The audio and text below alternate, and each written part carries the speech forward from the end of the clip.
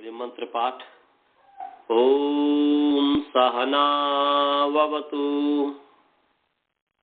सहनौ भुनक्तु सह वीर्यं करवावहै तेजस्विनावधीतमस्तु मा विद्विषावहै। ॐ येन धौता गिरः पुंसां विमलैः शब्दवारिभिः तमश्चाज्ञानजं भिन्नम् तस्मै पाणिनये नमः। वाक्यकारं वरुरुचिम् भाष्यकारं पतंजलिं पाणिनिसूत्रकारं च प्रणतोऽस्मि मुनित्रयम्। ओम शांति शांति शांति। सभी को सादर नमस्ते। आइए आप सभी का जो है प्रथमामृति पाठ में स्वागत है। ईश्वर की असीम अनुकंपा से, असीम कृपा से हमने कल जो है प्रथमा निर्दिष्टम समास उपसर्जनम समास विधायक सूत्र में जो प्रथमा विभक्ति के द्वारा जो निर्दिष्ट पद है उसकी उपसर्जन संज्ञा है। उसमें कष्ट स्थित संकुलया खंड दो की सिद्धि हमने कर दी थी कि कष्टम स्थित कष्ट स्थित द्वितीय तत्पुरुष समास है और संकुलया खंड संकुला खंड तृतीय तत्पुरुष समास है। दो की सिद्धि हमने कर दिया था। आज जो करेंगे यूपाय दारू यूप दारू। यूप के लिए जो दारू, यूप कहते हैं खंभे को। यूप मतलब हुआ खंभा और दारू माने हुआ लकड़ी। तो खंभे के लिए जो लकड़ी है उसको कहेंगे यूप दारू। तो यहां पर यूप प्रातिपदिक है, उससे आगे गे विभक्ति हो गई, दारू सु है और यूप गे और दारू सु। इस स्थिति में जो है चतुर्थी तदर्थार्थ बलित सुख रक्षित ही, ये दूसरा अध्याय पहला पाद का 35 नंबर सूत्र है, निकाल लीजिए। दूसरा अध्याय पहला पाद निकाल लिया। हाँ जी, तो 35 नंबर सूत्र है। चतुर्थी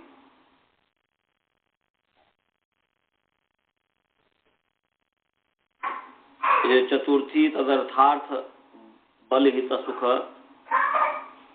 रक्षितार्थ हितैहि।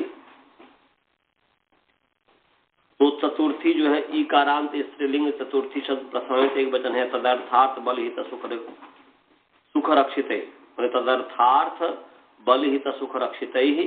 अकारांत पुंलिंग तदर्थार्थ बल हित सुख रक्षित शब्द तृतीया विभक्ति बहुवचन है। यहाँ पर जो है तदर्थ में तदर्थार्थ बलहित सुख रक्षित में समास है। तो तदर्थार्थ में पहले तदर्थ का है तस्मै इदमिति तदर्थम, चतुर्थी तत्पुरुष समास है।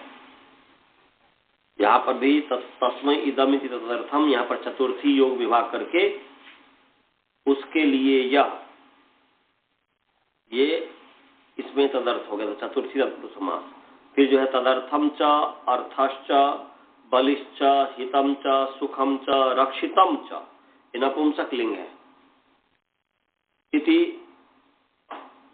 तदर्थार्थ बलहित सुख रक्षितानि तैहि तदर्थार्थ बलहित सुख रक्षितैहि, ये तृतीय योग द्वंद्व है। वो जो मैं पुंलिंग बोल दिया था रक्षित है, वो पुंलिंग न होकर के नपुंसक लिंग कर दी जाएगा। कारांत नपुंसक लिंग तदर्थार्थ बलहित सुख रक्षित शब्द तृतीय व्यक्ति बहुवचन है। इसमें जो है अनुवृत्ति तत्पुरुष की अनुवृत्ति आ रही है, विभाषा की आ रही है, सुप सहसुपा समास ये सब की अनुवृत्ति आ रही है।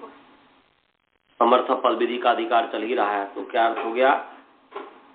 चतुर्थी में चतुर्थ्यंतम चतुर्थी है, इसलिए चतुर्थी विभक्ति है, प्रत्यय हो गया, इसलिए प्रत्यय ग्रहणित अंत ग्रहण तंत्र विधि हुई है चतुर्थ्यंतम, ऐसा हो गया।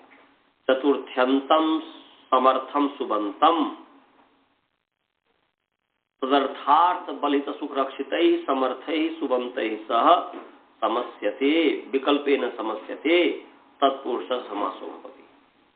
यह तो कि चतुर्थ्यंत सुबंत जो है, समर्थ सुबंत जो है, तदर्थ अर्थ बलि हित सुख रक्षित इन समर्थ सुबंतों के साथ विकल्प से समास को प्राप्त होता है, और तत्पूर्व जो है समास तत्पुरुष समास होता है। तो यहां पर तदर्थ का अर्थ है कि तस्मई इदम, तो तस्मई माने उसके लिए, माने चतुर्थ्यंत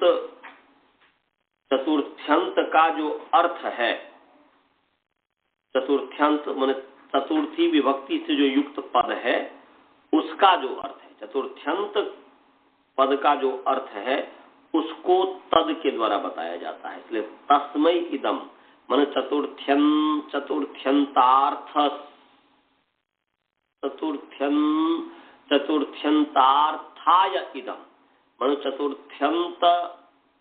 चतुर्थ्यंतस्य अर्थाय इदम, ऐसा हो गया भाव कि चतुर्थ्यंत का जो अर्थ है उसके लिए यह, ऐसा हुआ। तो जैसे युपाय दारू, ये युपाय दारू अभी हम चल रहे हैं, तो चतुर्थी हो गया, चतुर्थ्यंत हो गया युपाय, और चतुर्थ्यंत के जो चतुर्थ्यंत जो है उसका जो अर्थ है, चतुर्थ्यंत हो गया युपाय, उसका अर्थ है यूप के लिए, अर्थात उसका अर्थ है खंभे के लिए। तो इसलिए वाक्य तत् जो पद है, तत् जो पद है, इसके द्वारा जो है चतुर्थ्यंत का जो अर्थ है उपाय माने वो ग्रहण किया जाता है, उसको बताया जाता है। इसका मतलब हुआ कि उसके लिए यह, तो यहाँ पर तदर्थेन जो है, माने तदर्थेन, तदर्थ के द्वारा जो है प्रकृति विकार, प्रकृति का जो विकार भाव है, प्रकृति के जो विकार भाव है उसमें समास चाहते हैं तदर्थ के द्वारा। तो यहाँ पर यूपाय दारू जो है, तो यूप के लिए दारू, खंभे के लिए दारू, तो प्रकृति हो गया दारू, उसका विकार है यूप, तो प्रकृति के जो विकार भाव है उसमें समास चाहते हैं तदर्थेन के द्वारा। तो तदर्थेन उसके लिए यह, उसके लिए माने चतुर्थ्यंत जो संबंत है, ये चतुर्थ्यंत समर्थ सुबंत, उस यूप के लिए यह दारू, इस समर्थ सुबंत के साथ, यूप के लिए दारू जो हुआ तो उस समर्थ सुबंत के साथ समास को प्राप्त हुआ है, तो इसलिए यूप दारू बन गया। तो यूप गे दारू सु है, और तदर्थ में जो है तदर्थ के साथ तो दारू हो गया तदर्थ, माने उस यूप के लिए यह है, इसलिए तदर्थ हो गया। तो यूप के लिए यह तो दारू हो गया, तो तदर्थ के साथ समर्थ सुबंत को प्राप्त होता है, समास होता है, और तत्पुरुष समास होता है, विकल्प से होता है। तो इसलिए यहाँ पर कृत समास से प्रातिपदिक संज्ञा, फिर सुपो धातु प्रातिपदिक से लुक हो गया, धातु प्रातिपदिक सुप का लुक हो जाता है, यूप दारू हो गया। अब यहाँ पर जो है यूप दारू, तो यूप दारू में यूप को पहले रखें कि दारू को पहले रखें, तो वहीं पर जो है प्रथमा निर्दिष्ट समास सूत्र, समास विधायक जो सूत्र है, चतुर्थी तदर्थार्थ बलित सुख रक्षित ही, इसमें प्रथमा विभक्ति से युक्त पद है चतुर्थी, उसके द्वारा जिसको निर्देश किया जाता है, उसके द्वारा यूप को निर्देश किया जा रहा है, इसलिए उसकी उपसर्जन संज्ञा है। और यूप की उपसर्जन संज्ञा होने से उपसर्जन पूर्वम, उपसर्जन का पूर्व में प्रयोग करना चाहिए, तो यूप का ही पूर्व में प्रयोग होगा, इसलिए यूप दारू हुआ। और पूर्वज जो है यहाँ पर सु ले या सु ला करके स्वमोर नपुंसकात, सु और अम से, नपुंसक अंग से उत्तर सु और अम का जो है लुक हो जाता है, तो यहाँ पर सु का लुक हो गया, तो यूप दारू बन गया है। ऐसे ही जो है ब्रिक भयम है, तो ब्रिकात भयम या ब्रिकेभ्यो भयम इति ब्रिक भयम, ब्रिक के से जो डर, ब्रिकेभ्यो भयम इति ब्रिक भयम या ब्रिकात, भेड़िए से डर या भेड़ियों से डर, ब्रिकेभ्य जब कहेंगे तो बहुब्रिकेभ्यो भयम, तो ब्रिक है और भ्यस है, पंचमी विभक्ति बहुवचन, और भयसु है। और यहाँ पर पंचमी भय ना, जो इसके माने जो चतुर्थी तदर्थार्थ बलित रक्षित है, उसके आगे है पंचमी भयना, द्वितीय माने 2 1 36। तो पंचमी कहता है इकारांत स्त्रीलिंग पंचमी शब्द प्रथमा एक वचन है, भयना अकारांत नपुंसक लिंग भय शब्द तृतीय व्यक्ति एक वचन है। तत्पुरुष की अनुवृत्ति आ रही है, विभाषा की आ रही है, विभाषा पपरे बजम पंचम्य से सुप सह सुपा समास की अनुवृत्ति आ रही है, समर्थ पद विधि का अधिकार है। तो पंचमी है तंत्र विधि हो गई, सब प्रत्यय ग्रहण तंत्र ग्रहण, तो पंचम्यंतम समर्थम सुबंतम भय समर्थेन सुबंतेन सह विकल्पेन समस्यते तत्पुरुष समासो भवति। तो पंचम्यंत समर्थ सुबंत, भय समर्थ सुबंत के साथ जो है समास को प्राप्त होता है विकल्प से, और वो तत्पुरुष समास होता है। तो ब्रिक ये समास हो गया, और समास होने से समास प्रातिपदिक संज्ञा, प्रातिपदिक संज्ञा होने से सुपदार्थ प्रातिपदिक कैसे लुक हो गया, तो ब्रिक भय हुआ, ब्रिक भय। यहाँ पर भी वैसे ही जो है ब्रिक को पहले प्रयोग हुआ है, भय को तो ब्रिक का ही पहले भय प्रयोग होगा, क्योंकि प्रथमा निर्देशम समास उपसर्जनम, समास विधायक सूत्र में जो प्रथमया विभक्तया निर्दिष्टम यत् पदम, प्रथमा विभक्ति से निर्दिष्ट जो पद है उसकी उपसर्जन संज्ञा होती है। तो ब्रिक प्रथमा विभक्ति जो है पंचमी भयना, उसमें प्रथमा निर्दिष्ट पद है पंचमी, उसके द्वारा जिसको निर्देश करेगा उसके द्वारा ब्रिक को निर्देश किया जा रहा है, इसलिए ब्रिक हो गया उपसर्जन, उपसर्जन होने से उपसर्जनम पूर्व से पूर्व में प्रयुक्त हो गया, तो ब्रिक पहले हुआ, तो ब्रिक भय है। अब जो है सु आ गया, सु आकर के सु आया, सु को जो है अतोम, अतोम सु अम है, अदंत अंग से होता है, सु को जो है अम हो जाता है, और अम होने से फिर अमी पूर्व से पूर्व होगा, तो ब्रिक भयम बन गया, ब्रिक। अच्छा जी, ये जो है थोड़ा एक बार रुक जाइए, ये जो स्वाति बोल रही है फिर ऐड करने के लिए, पता नहीं कैसे क्या हो गया, मैं जो है दोबारा करता हूँ।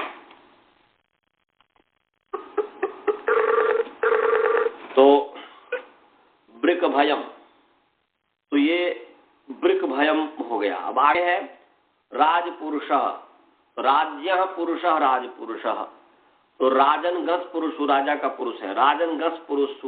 यहाँ पर षष्ठी जो सूत्र है ये 2-2 8 नंबर सूत्र है, दूसरा अध्याय दूसरे पाद का 8 नंबर सूत्र है। वो षष्ठी इकारांत निकाल लेंगे, निकाल लीजिए। षष्ठी जो है इकारांत स्त्रीलिंग षष्ठी शब्द प्रथमा विभक्ति एक वचन है।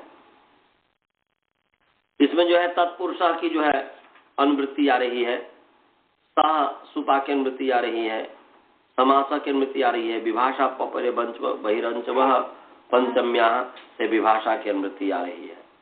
तो और समर्थ पद भी तो अधिकार चल ही रहा है। तो क्या षष्ठी प्रथमा व्यक्ति है, इसलिए षष्ठी विभक्ति है, इसलिए प्रत्यय ग्रहण तंत्र ग्रहणम, इसलिए तंत्र विधि होगी से षष्ठ्यंतम समर्थम सुबंतम, ऐसा हो गया। और षष्ठ्यंतम समर्थम सुबंतम समर्थेन सुबंतेन सह समस्यते, समर्थेन सुबंतेन सह विभाषा समस्यते तत्पुरुषस्य समासो भवति।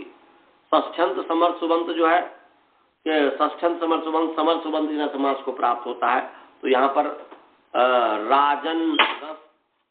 राजन गस और पुरुष सु जो है वह, ये षष्ठ्यंत जो राजन गस है ये समर्थ सुबंत, पुरुष सु जो समर्थ सुबंत है उसके साथ समास को प्राप्त हुआ।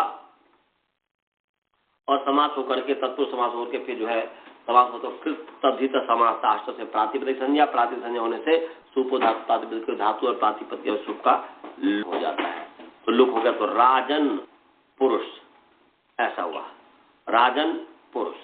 अब प्रत्यलोपे प्रत्यलक्षणम मान करके यहाँ पर प्रत्यलक्षण मान के गस में फिर न लोप प्रातिपदिक अंत से प्रातिपदिक पद के अंतिम जो नकार है उसका लोप हो जाता, नकार का लोप हो जाता, लोप हो गया तो राज पुरुष है, राजा पुरुष। अब आगे यहाँ पर वैसे ही है, प्रथमा निर्दिष्टम समास उत्सर्जनम समास से विधाय के सूत्रे प्रथमया विभक्तिया निर्दिष्टम यत् पदम तत् उपसर्जनम भवति।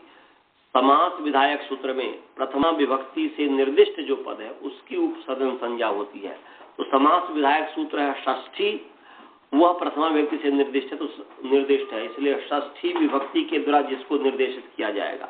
तो षष्ठी विभक्ति के द्वारा निर्देशित उदाहरण में राज्य है, इसलिए राजन जो है इसकी उपसर्जन संज्ञा हुई और उपसर्जन संज्ञा होने से उपसर्जनम पूर्वम से पूर्व में प्रयोग हुआ तो राज पुरुष।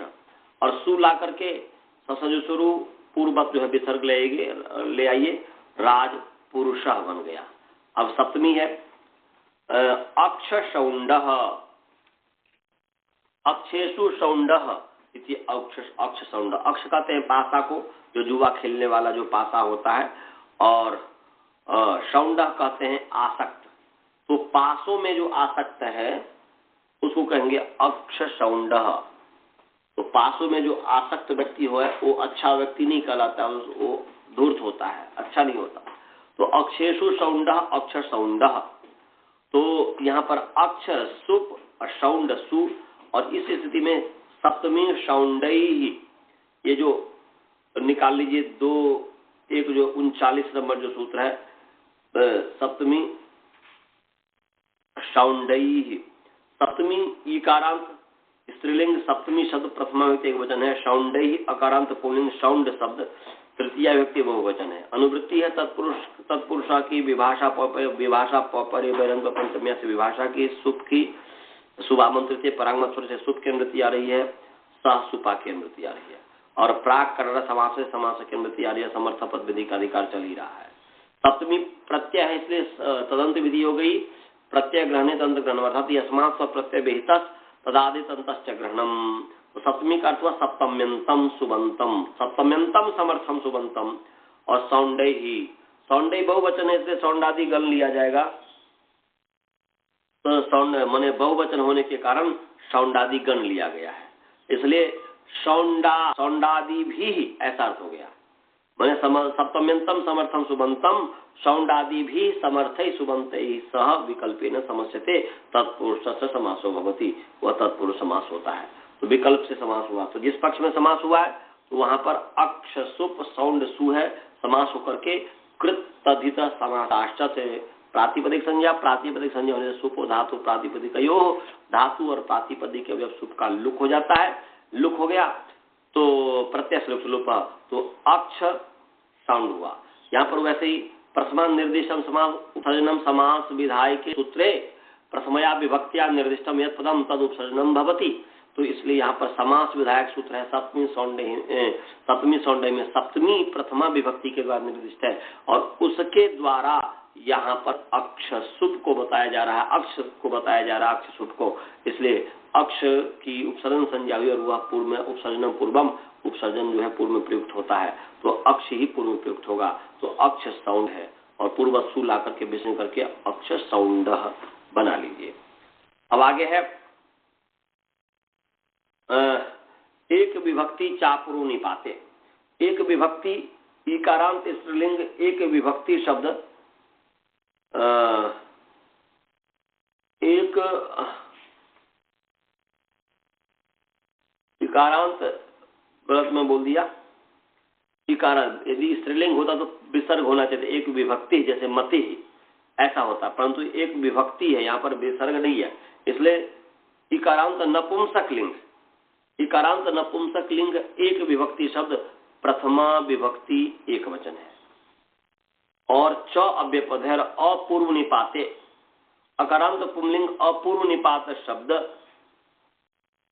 सप्तमी विभक्ति एक वचन है। समास है एक विभक्ति में अर्थात कि एका विभक्ति यस्य, तत् एक विभक्ति, जिस एक विभक्ति है जिसके, जिसकी विभक्ति एक है, जिसकी एका विभक्ति ही यस्य, जिसकी विभक्ति एक है, जिस पद की विभक्ति, यस्य पदस्य, अन्य पदार्थ है पद, तो जिस पद की विभक्ति एक है, उसको एक विभक्ति कहेंगे। जिसकी विभक्ति एक है वो एक विभक्ति हुआ। माने एक है का मतलब ये हुआ कि वह बदलता नहीं है, निश्चित वही रहता है, वही जो निश्चित रहता है। तो जिसकी विभक्ति एक है, माने एक है माने नियत है, निश्चित है। यहां पर एक जो है निश्चित अर्थ में है, एक जो है निश्चित अर्थ में है। तो एक माने नियत है, जिसकी विभक्ति नियत है, निश्चित है, उसको कहेंगे एक विभक्ति। और अपूर्व निपाते में है पूर्वश्चासौ निपातश्चैति, पूर्व निपातः कर्मधारय समास तत्पुरुष समास हो गया, और न पूर्व निपातः अपूर्व निपातः, तस्मिन् अपूर्व निपाते, नहीं तत्पुरुष समास हो गया। अनुवृत्ति है इसमें प्रथमा निर्देशम समास उपसर्जनम, जो इसके ऊपर जो सूत्र है 1243 नंबर सूत्र जो है, इससे जो है उपसर्जनम की अनुवृत्ति आ रही है और समास की अनुवृत्ति आ रही है। तो मतलब समासे की अनुवृत्ति आ रही है, सप्तमी व्यक्ति है। यहाँ पर प्रथमा निर्देशम समास उपसर्जनम में समासे जो है सप्तमी है, यहाँ पर समासे और उपसर्जनम में जो है एचो या पर लग गया, तो समासय उपसर्जनम हो गया है, और लोप साकल्य से य का लोप हो गया, इसलिए समास उपसर्जनम है। तो इसलिए यहां पर समासे है। तो क्या अर्थ हो गया जी? अर्थ हो गया कि समासे, मतलब समास में। यहां पर समास से समास विधायक सूत्र नहीं लेंगे, तो ध्यान रखेंगे। यहां पर समास से समास विधायक सूत्र न लेकर के जो समस्त पद है समास जो करते हैं, समास का वर्ती जो पदार्थ है उसका जो समास करते हैं वो समास लेना है। माने राजन गस पुरुष सु इत्यादि जो होता है इस तरीके का, तो वो ये समास लेना है कि बहुत पदों को मिला करके जो एक पद कर देते हैं वो समास। ये समासे का यहाँ पर ये अर्थ है। माने वहां पर तो समासे का अर्थ तो समास विधायक सूत्र है, परंतु यहाँ पर जो समासे का अर्थ है वह ये नहीं है। तो क्या अर्थ हो गया जी? अर्थ हो गया, अर्थ हो गया कि समासे, समासे सती, सती अर्थ माने समास होने पर,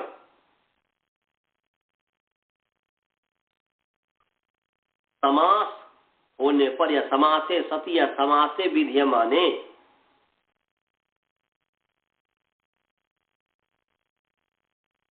या माने इसमें जो है समास विधीयमान, विधान किए जाने पर या विधान किए जाने वाले, माने विधान किया जाता हुआ समास में, विधान किया जाता हुआ समास में। यहाँ पर समासे मतलब ये हुआ कि समास का अर्थ मतलब यहाँ पर ये होता है, वैसे आपने समास का अर्थ बताया संक्षेपीकरणम समासा, संक्षेप समासा, बहुनाम पदानाम मिलित्वा एक पद भवनम समासा। आपने ये सीखा है कि अनेक पदों को मिला करके एक पद कर देने का नाम समास है, एक पद करने का नाम समास है। परंतु यहाँ जो है समास जो है, समास जो है एक जो है सिद्धांत है, तादर्थ्यात् ताच्छब्द्यम भवति, तादर्थ्यात् ताच्छब्द्यम भवति। तादर्थ्य होने से, तदर्थ होने से तत्शब्द ताच्छब्द्यम भवति, माने उसी शब्द से युक्त होना होता है, उसी शब्द से उसका प्रयोग किया जाता है तदर्थ होने के कारण। जैसे वास्तव में वह होता नहीं है परंतु उस नाम से उसका प्रयोग किया जाता है, वैसे ही किया जाता है, लोक व्यवहार में देखा जाता है। जैसे कि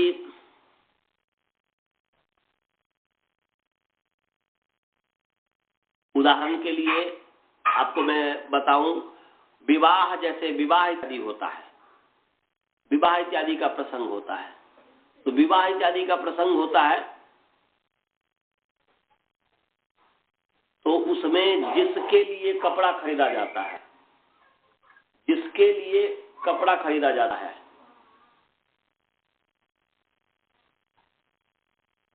उस कपड़ा का वही नाम रख दिया जाता है। जैसे मान लीजिए कोई वेदश्रवी है, कोई द्रोण है, कोई स्वाति है, और कोई ऐसा समारोह हुआ, उसमें यदि ले गया कपड़ा, बहुत सारे कपड़े लेने, तो सब में नाम लिख देते हैं। तो वो जो है कपड़ा है द्रोण के लिए है, इसलिए उस कपड़ा का भी नाम द्रोण हो गया।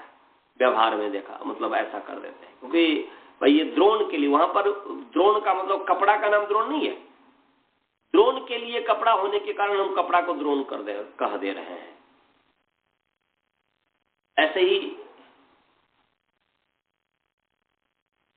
और भी उदाहरण हो सकता है कि जिसके लिए जो चीज होता है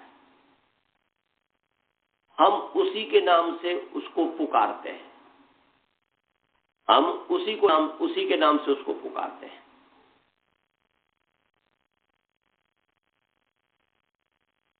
तो ऐसे ही तादर्थ्यात, तदर्थ के लिए होने से, उसके लिए होने से, तादर्थ्यात का मतलब हुआ तदर्थस्य भावः कर्म इति तादर्थ्यः तस्मादादर्थ्यात्, तदर्थस्य भावः कर्म इति तादर्थ्यम तस्मात् तादर्थ्यात्।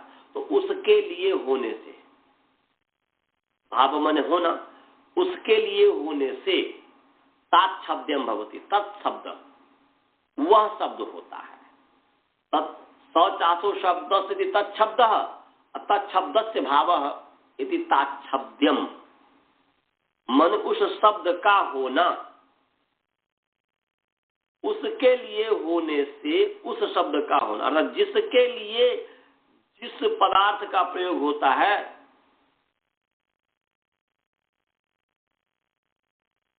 तो उसको उसी नाम से हम पुकारते हैं। जैसे कहते हैं कि आप जाते हैं दर्जी के पास, टेलर के पास, कहते हैं कि शर्ट बनाना है, शर्ट बना दो। शर्ट तो तब बनेगा, मैंने शर्ट तो उसकी संज्ञा है, भावनी संज्ञा, शर्ट तो उसकी संज्ञा है जो बन गया। अभी तो शर्ट बना ही नहीं है, शर्ट तो बना ही नहीं है। जब शर्ट बना ही नहीं है तो उसका नाम शर्ट कैसे हो गया? इसको दो कि इसको वो चीज बनाओ दो जिसका नाम शर्ट है, तो उसके लिए ये कपड़ा है। तादर्थ्यात् शब्द भवति, ये जो कपड़ा है वो शर्ट के लिए है, इसलिए शर्ट नाम से कह दिया जाता है। लोक व्यवहार में देखा जाता है, ऐसा कहते हैं कि भाई इसका शर्ट बना दो। शर्ट बनाने के लिए जा रहे हैं, कहाँ जा रहे हो भाई? शर्ट बनाने के लिए जा रहे हैं। कहाँ जा रहे हैं? पैंट बनाने के लिए जा रहे हैं। जब भाई पैंट बनाने के लिए, पैंट है ही तो क्या बनाने के लिए जाओगे? माने इसको वो चीज बनाने के लिए हम जा रहे हैं जिसका नाम पैंट होगा। तो तदर्थ होने के कारण, पैंट के लिए हुआ कपड़ा होने के कारण, वो हम उस कपड़े को भी पैंट नाम से कह देते हैं। तो पैंट हो गया, शर्ट हो गया, ऐसे बहुत सारे उदाहरण मिल जाएंगे, आप विचार लीजिएगा। तो कहने का अभिप्राय है कि ऐसे ही सिंगलेट, वास्तव में वो है नहीं शर्ट, वास्तव में वो है नहीं ये कोई व्यक्ति जिस कपड़ा पे नाम रखा गया हुआ, लिखा गया हुआ है, परंतु लोक व्यवहार में है, होता है उसके लिए होने से। ऐसे ही वास्तव में समास तो राजपुरुष है, माने राजपुरुष है समास, क्योंकि बहुनाम पदानाम मिलित्वा, बहुत सारे पदों को मिलाकर के एक पद कर देने का नाम, एक पद होने का नाम समास है। तो राजपुरुष समास है, यूपदारु समास है, परंतु यूपदारु जो समास है उसके लिए है यूपगस दारुसु, यूपाय दारु। राजपुरुष के लिए है राज्य पुरुष, राजनगंस पुरुषु। इसलिए जो विग्रह वाक्य है उसको भी समास नाम से कह देते हैं, उसको भी समास नाम से कह देते हैं, गौणी रूप में, गौणी वृत्ति में। तो इसलिए यहां पर जो है एक विभक्ति चापरू निपाते जो है तो अथवा कि समासे माने अभी समास जिसका विधान किया जाएगा, जिस विग्रह वाक्य से समास का विधान करना है, उस विग्रह वाक्य में जो पद नियत विभक्ति वाला होगा, जो पद नियत विभक्ति वाला होगा, उसकी भी उपसर्जन संज्ञा होगी। तो समासे बने विधीयमाने समासे यत् नियत विभक्तिकम पदम, विधीयमाने समासे यत् नियत विभक्तिकम पदम तत् उपसर्जन भवति। माने विधान किए जाने वाले, विधान किया नहीं है, विधान किया जाएगा, तो विधान किए जाने वाले जो समास है, उस समास में अर्थात उस विग्रह वाक्य में, उस विग्रह वाक्य वाला जो समास है जिस, तो उसमें जो नियत विभक्ति पद है, निश्चित जो विभक्ति जो बदलता नहीं है, एक ही रहता है, उसको कहते हैं उपसर्जन। भले उसके संबंधी पद में बहुत सारे विभक्ति का प्रयोग हो भी, तब भी उस नियत विभक्ति वाले पद के साथ जो संबंधित पद है, वह चाहे भले ही किसी भी विभक्ति वाला पद, अनेक विभक्तियों के साथ संबंध हो, तब भी जो है उस नियत विभक्ति वाले पद की उपसर्जन संज्ञा होती है। इसलिए यहां पर कह रहे हैं कि समासे विधीयमाने एक विभक्तिकम नियत विभक्तिकम पदम उपसर्जनम भवति। समास विधीयमान में मन विधीयमान समास में, विधान किए जाने वाले समास में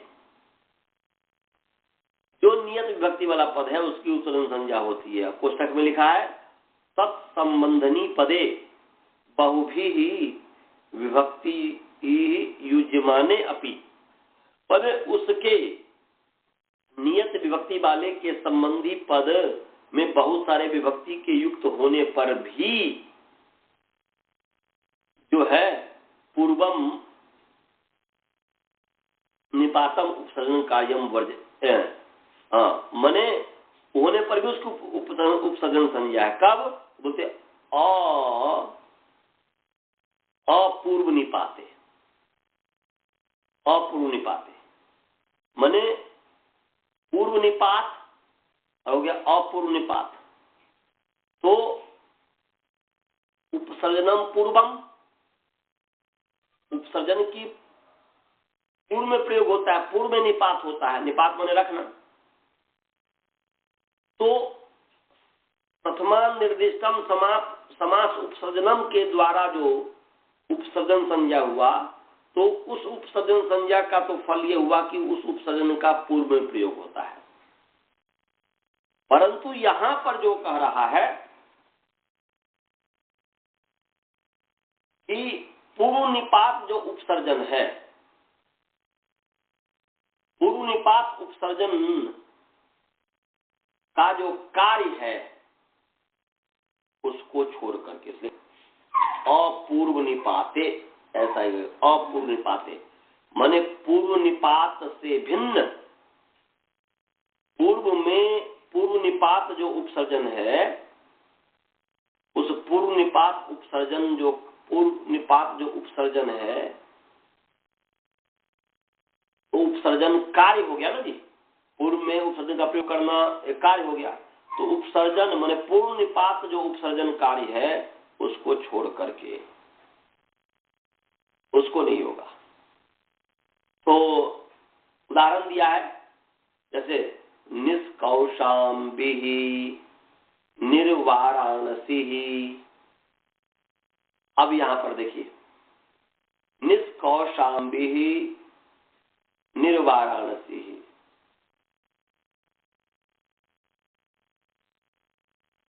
तो यहां पर है निष्क्रांतः कौशाम्ब्या, निष्कौशाम्बी, निष्क्रांतम कौशाम्ब्या, निष्कौशाम्बीम, निष्क्रांतेन कौशाम्ब्याम, कौशाम्ब्या, निष्कौशाम्बिना, निष्क्रांताय कौशाम्ब्या, निष्कौशाम्बये, निष्क्रांतात् कौशाम्ब्या, निष्कौशाम पे आ गया, निष्क्रांतात् कौशाम्ब्या निष्कौशाम्बेः, निष्क्रांतस्य कौशाम्ब्या निष्कौशाम्बेः, निष्क्रांते कौशाम्ब्या निष्कौशाम्बौ।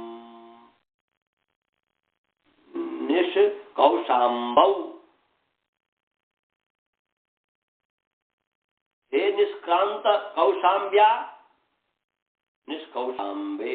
तो यहां पर देख लीजिए आप, अब यहां पर जो आपने विग्रह देखा, ये जो विग्रह जो समास है, तो आपने क्या देखा, एक देखा निष्क्रांत कौशाम्ब्या, कौशाम्ब्या, ये जो कौशाम्ब्या है,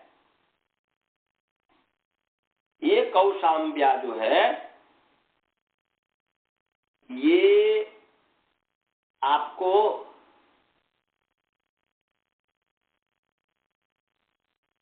ये निश्चित है पंचमी विभक्ति एक वचन।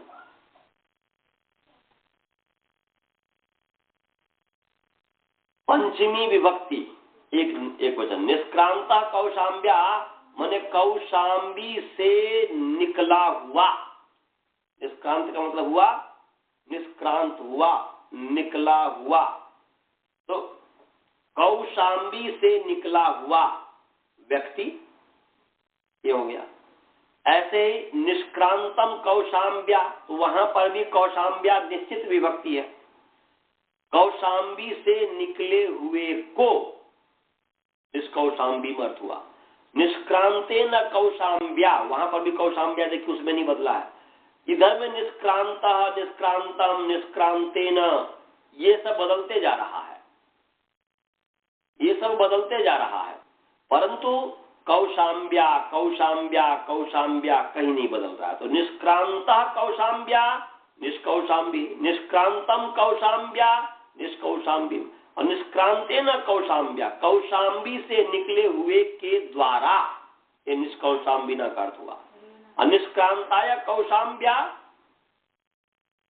कौशाम्बी से निकले हुए के लिए निष्कौशाम्बये। निष्क्रांतात् कौशाम्ब्या, कौशाम्बी से निकले हुए से निष्कौशाम्बे का अर्थ हुआ। निष्क्रांत से कौशाम्ब्या, कौशाम्बी से निकले हुए के निष्कौशाम्बे हुआ।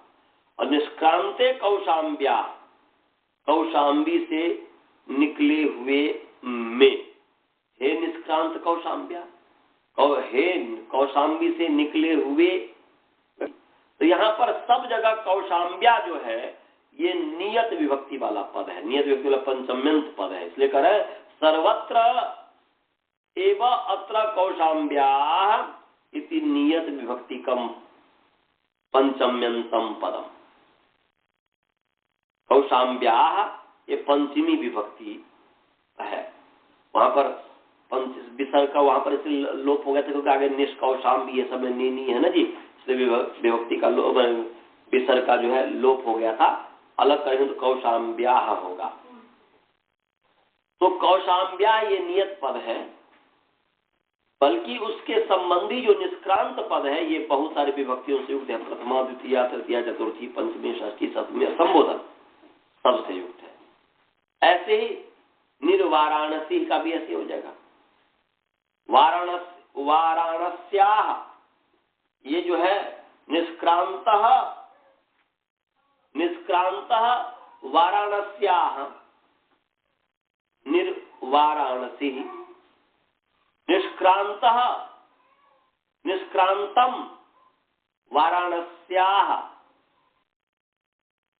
निर्वाराणसीम, निष्क्रांतेन वाराणस्याः निर्वाराणसीना, निष्क्रांताय वाराणस्याः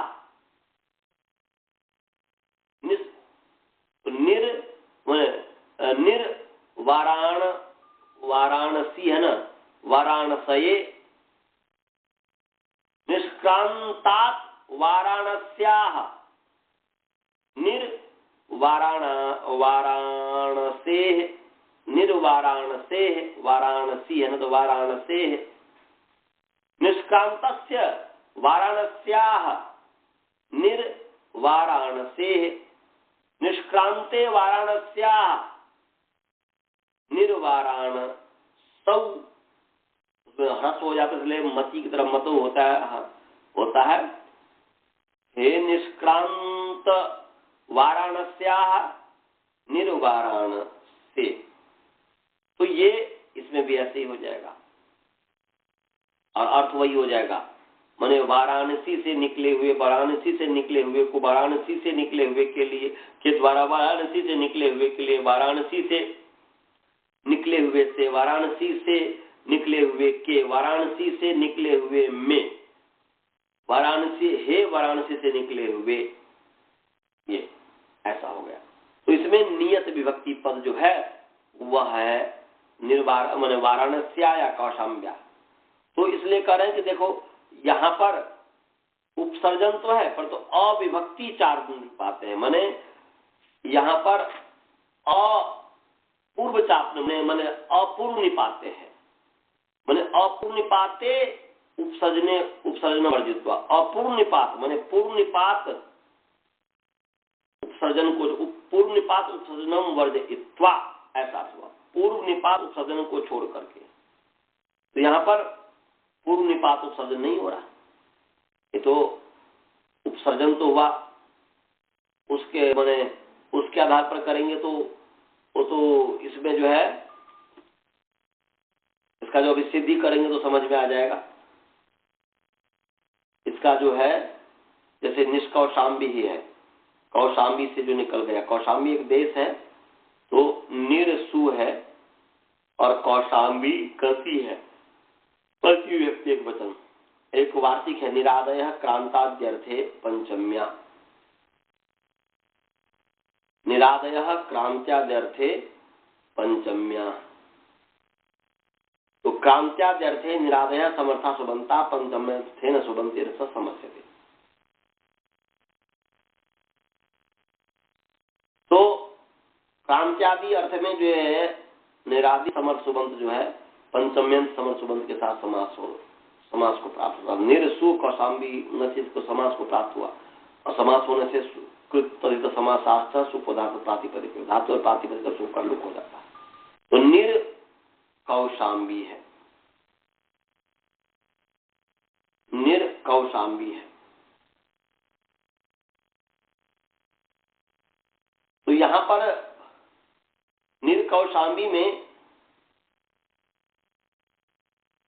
एक विभक्ति 4 पूर्व निपाते, माने समासे विधीयमाने समासे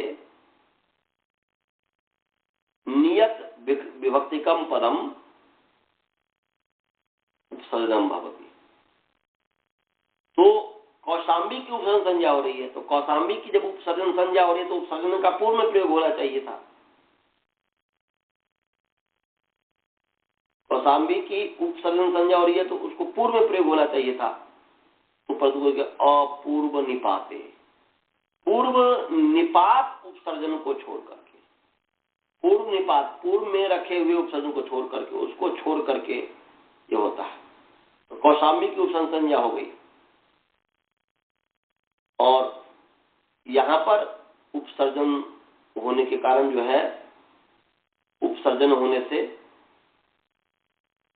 यहां पर एक करें कि विग्रह करने पर जो निष्क्रांत शब्द यद्यपि जो है सभी विभक्तियों से युक्त है, पर कौशाम्बी यह जो है शब्द नियत पंचम्यंत विभक्ति है। तो पूर्व निपात कार्य को छोड़कर उपसर्जन संज्ञा होती है। तो पूर्व निपात जो कार्य है वो नहीं होगा, उसके अलावा होगा, उसके अलावा जो उपसर्जन का जो कार्य है वह हो जाएगा, परंतु पूर्व निपात जो उपसर्जन है वह नहीं होगा, वह नहीं हुआ। तो कौशाम्बी की उपसर्जन संज्ञा है और उपसर्जन संज्ञा होने से गो स्थिर उपसर्जन से उपसर्जन, गो शब्द उपसर्जन से प्रत्यांत वो जो ह्रस्व होता है, तो उपसर्जन है कौशाम्बी और स्त्री प्रत्यांत है। उपसर्जन गो शब्दांत और उपसर्जन स्त्री प्रत्यय जो है इसकी उपसर्जन संज्ञा हुई, उपसर्जन होने इस उपसर्जन है कौशाम्बी की, उसको ह्रस्व हो गया तो निर्कौशाम्बी ऐसा बन गया। निर्कौशाम्बी। अब निर्कौशाम्बी तो सु ले आइए, स्वरूप खड़ा बसाने विसर्जन से विसर्ग, सॉरी यहाँ पर निर्कौशाम्बी जो है, निर में र, खर अवसान में विसर्जनीय, खर और अवसान के पर रहते, तो अवसान में तो खर है क, उसके पर रहते जो रेप है उसको विसर्जन का निह कौशाम्बी, निह कौशाम्बी। और इस स्थिति में जो है इदूपधस्य चा प्रत्यय, इससे जो है शकार हो गया है, निकाल लीजिए। 8-3-41 नंबर सूत्र है, अष्टम अध्याय तीसरा पाद 41 नंबर सूत्र है, 43 नंबर सूत्र है, 41 नंबर सूत्र है, तो निकाल लीजिए। निकालिए। 8-3-41 तो इदूप माने इदूपधस्य चा प्रत्ययस्य, तो इदूपधस्य चा प्रत्यय से पहले पदच्छेद करते हैं। तो इदूपधस्य अकारांत पुंलिंग इदूपध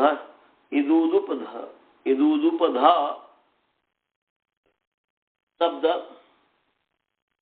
षष्ठी विभक्ति एक वचन है इदूपध शब्द, और च अव्यय पद है, और अप्रत्यय अकारांत पुंलिंग अप्रत्यय शब्द षष्ठी विभक्ति एक वचन है। अब यहाँ पर इदूपधस्य में समास है, पहले इत च उत च है, माने इत च उत च इति इदुतौ, इत च उत च इति इदुतौ, और इदुतौ उपधेयस्य स इदूपध, माने ई और उ उपधा है जिसके, जिसके अवयव इकार उकार उपधा है, उसको इदूदुपध कहेंगे, तस्य इदूदुपधस्य। तो ये इतरेत योग द्वंद्व बहुव्रीहि समास हो गया। और अप्रत्यय में है न प्रत्यय अप्रत्यय तस्य अप्रत्यय, नहीं तत्पुरुष समास हो गया। अब इसमें जो है अनुवृत्ति आ रही है, इणः शः जो 8-39 नंबर सूत्र है, इससे शः की अनुवृत्ति आ रही है। और कुप्पो कौपौ च जो 8-3-37 नंबर सूत्र है, उससे कुप्पोह की अनुवृत्ति आ रही है। और 8-2 जो अंतिम सूत्र है तयोवाची संहिताएं, उसे संहितायाम की अनुवृत्ति आ रही है। और विसर्जनीय से सह जो 8-3-34 नंबर सूत्र है, इसे विसर्जनीय से की अनुवृत्ति आ रही है। तो क्या अर्थ हो गया जी? इकार उपधा और उकार उपधा, जिसके उपधा इकार है, तो इकारोपधस्य माने इदूपधस्य उदूपधस्य अलग अलग करेंगे तो इकारोपधस्य उकारोपधस्य च अप्रत्ययस्य विसर्जनीयस्य शकारादेशो भवति, माने अप्रत्यय प्रत्यय भिन्नस्य विसर्जनीयस्य शकारादेशो भवति। कुप्पोः परतः कवर्ग पवर्गयोः परतः, कवर्ग और पवर्ग के परे रहते इकार उपदा वाले और उकार उपदा वाले जो प्रत्यय भिन्न विसर्जनीय है, उसको शकार आदेश होता है। तो यहां पर देखिए यहाँ पर कुप्पु कवर्ग और पवर्ग, तो यहाँ पर कवर्ग है, क परे है, तो इस कवर्ग के परे रहते क्या है, कवर्ग के पर रहते इकार उपधा, अलुंत्यास उपधा, तो रेप से पूर्व में ई है तो इकार उपधा है, तो इकार उपधा वाले जो प्रत्यय भिन्न विसर्जनीय है, यहाँ पर विसर्जनीय जो है तो इकार उपधा वाले जो प्रत्यय भिन्न विसर्जनीय है इसको मूर्धन्य हो गया, कवर्ग के पर या पवर्ग, तो कवर्ग का परे है तो इसको निश ऐसा बन गया, निष्कौशाम्बी। असु आया, असु को जो है पूर्व विसर्ग करके निष्कौशाम्बी, इसी प्रकार निर्वाराणसी भी जानेगा। बस इसमें केवल जो है इतना ही, निर्वाराणसी में खर परे न होने के कारण र को विसर्जन नहीं हुआ और कुछ भी नहीं है। समझ में आया जी? हाँ सर। निर्वाराणसी। अब आगे है अर्थवत धातु और प्रत्यय प्रातिपदिकम।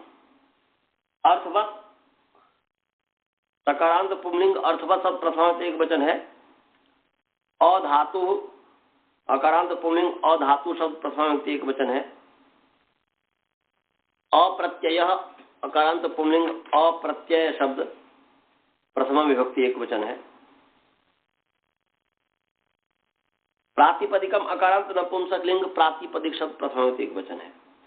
अर्थवत का मतलब कि अर्थ अस्ति यस्य या अर्थ अस्य अस्ति, तदस्यास्मिन् मतुप से जो है मतुप प्रत्यय हो गया, तो अर्थ है जिसके, जिसका अर्थ है, जिस शब्द का कोई अर्थ है वो तो अर्थवत है, जिस शब्द का कोई अर्थ ही नहीं है, निरर्थक है, वो अर्थवत नहीं है। और अधातु है, न धातु अधातु हो, धातु भिन्न, और न प्रत्यय अप्रत्यय, दोनों जगह नहीं तत्पुरुष समास हो गया। तो क्या अर्थ हो गया जी? अर्थवत शब्द रूपम, अधातु अप्रत्यय में परिदास प्रतिषेध, इसलिए धातु भिन्नम प्रत्यय भिन्नम अर्थवत शब्द रूपम, अर्थवत शब्द रूपम प्रातिपदिकम भवति। धातु भिन्न प्रत्यय भिन्न अर्थवान जो शब्द है उसकी प्रातिपदिक संज्ञा होती, तो पुरुष डित्थ कपित्थ कुंडम पीठम इत्यादि जो है, पुरुष डित्थ कपित्थ कुंड पीठ इत्यादि की प्रातिपदिक संज्ञा है, और कुंड पीठ में जो है सु आकर के अतोम और अमी पूर्व, और उसमें विसर्ग और कुछ विशेष नहीं है। इसमें जो है क्या कहते हैं कि एक विशेष बात बता दूं, ये इससे हट करके है, व्याकरण से हट करके है, कि ये जो सूत्र जो होता है, मैंने पढ़ाया था शुरू में कि सूत्र कहते ही उसे कि जिसके चहु ओर मुख हो, सब ओर मुख हो, माने जो जिस शास्त्र का वो सूत्र है उसको तो बताएगा ही, उससे भिन्न को भी बता सकता है, क्योंकि सूत्र कहते ही अल्पाक्षरम असंदिग्धम सर्वा सारवत विशतो मुखम असत्वभम अनवद्यंच सूत्रम सूत्रविदो विदो। तो यहाँ पर जो है जो विश्वतो मुखम, सब ओर से मुख है, अपने स्थान पर भी सब ओर उसका मुख रहता है और अन्य दूसरा में भी। तो यहाँ पर हमारे गुरुजी आचार्य विश्वदेव जी जो हमें पढ़ाए थे, तो उन्होंने एक श्लोक बताया था, अंतरालाप बहिरालाप ऐसे करके, बहुत अच्छे विद्वान थे। उन्होंने कहा था, एक क्वेश्चन है, श्लोक है कि कीदृक् धीरः वचो ब्रूते को रोगी कश्च नास्तिकः कीदृक् चंद्रम न पश्यति तत्सूत्रम पाणिनिर्बता। बोल रहे हैं कि कीदृक् धीरः वचो ब्रूते, धीर जो व्यक्ति है वह किस प्रकार के वाणी बोलता है, को रोगी, रोगी कौन है, कश्च नास्तिक, नास्तिक कौन है। अब कीदृक् चंद्रम न पश्यति, किस प्रकार के चंद्र नहीं दिखता है, तत्सूत्रम पाणिनिर्बता, वह कौन सा सूत्र है पाणिनि का बताओ। तो उसको उत्तर में कहते हैं अर्थवत धातु प्रत्यय प्रातिपदिकम। ये कहते हैं कि देखो कीदृक् धीर वचो ब्रूते, धीर व्यक्ति किस प्रकार की वाणी को बोलता है, तो बोलते हैं अर्थवत, अर्थवान वाणी को बोलता है, निरर्थक वाणी नहीं बोलता। विद्वान का मतलब ही है जो सार्थक वाणी बोले। वह को रोगी, रोगी कौन है, तो बोलते अधातु, वहां पर बहुब्री समास कर देंगे, न वेद धातु यस, जिसके पास धातु नहीं है, अर्थात जो धातु को सुरक्षित वीर्य सीमेन और ओबा जो है रज और वीर्य को सुरक्षित नहीं करता, जो ब्रह्मचर्य का पालन नहीं करता, तो ब्रह्मचर्य ही जीवन है और वीरनाश ही मृत्यु है। तो ब्रह्मचर्य का जितना पालन करता है उतना ही व्यक्ति निरोगी होता है, ब्रह्मचर्य का जितना ही व्यक्ति हानि करता है उतना ही व्यक्ति रोगी होता है। इसलिए गृहस्थी को भी ब्रह्मचर्य का पालन करना चाहिए, संयम पूर्वक जीवन व्यतीत करना चाहिए। तो कोरोगी जो धातु को की रक्षा नहीं करता। और कश्च नास्तिक, नास्तिक कौन है? तो बोलते हैं कि अप्रत्यय, जो प्रत्यय, यहाँ पर प्रत्यय का मतलब होता है विश्वास, ज्ञान, जिसको ईश्वर के संबंध में, ईश्वर जीव प्रकृति के संबंध में ज्ञान नहीं है, जो ईश्वर के प्रति विश्वास नहीं करता है, ईश्वर का ज्ञान ही नहीं है तो क्या ईश्वर के प्रति विश्वास करेगा? तो प्रत्यय माने विश्वास, प्रत्यय माने ज्ञान, प्रत्यय माने उसकी ओर प्रति, अय माने गति, उस ईश्वर की ओर गति जिसकी नहीं है, आत्मा की ओर गति जिसकी नहीं है, और प्रकृति की ओर, माने तीनों की ओर गति होनी चाहिए। केवल प्रकृति, आज जो दुनिया है उसकी गति जो है प्रकृति की ओर ज्यादा है, और कुछ एक तो है कि बस उसकी ओर ही गति है, परमात्मा की ओर है ही नहीं। तो इसलिए जिसकी परमात्मा की तरफ गति नहीं है, जो परमात्मा के प्रति विश्वास नहीं करता है, वो जो है नास्तिक है। अकीदृक् चंद्रम न पश्यति, किस प्रकार का चंद्र नहीं दिखाई देता है? तो बोलते प्रातिपदिकम, पदम पदम इति प्रतिपदम, प्रतिपदम प्रातिपदिकम, प्रतिपद ही प्रातिपदिक है। तो प्रतिपद जो तिथि है अमावस्या के बाद, माने अमावस्या, पूर्णिमा, चाहे कृष्ण पक्ष हो या शुक्ल पक्ष हो, हर दिन चंद्रमा दिखाई देता है। यदि माने आकाश स्वच्छ हो तो, बादल न घेरे हो तो हर दिन चंद्रमा दिखाई देता।